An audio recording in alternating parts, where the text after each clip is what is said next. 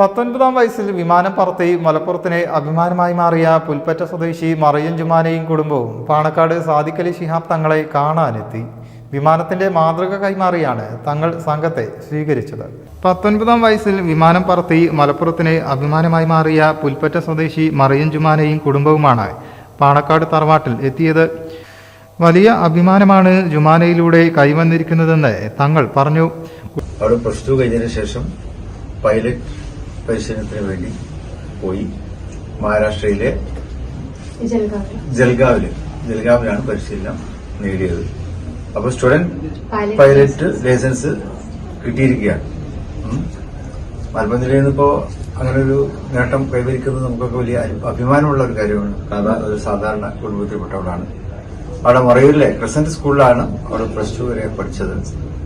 അത് തികച്ചും സാധാരണമായൊരു ചുറ്റുപാടിലൂടെ പഠിച്ച് ഇപ്പോൾ pilot licence student pilot licence കരസ്ഥമാക്കിയിരിക്കുകയാണ്.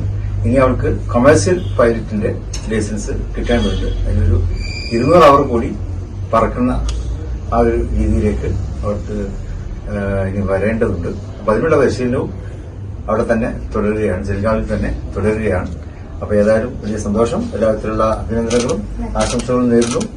പിതാവ് ഉമർ ഫൈസി, അദ്ദേഹം സത്തീവാണ്, അല്ലെ? ഫൈസി കോഴിക്കോട് ജില്ലയിലെ മാത്രമേ സത്തീവാണ്.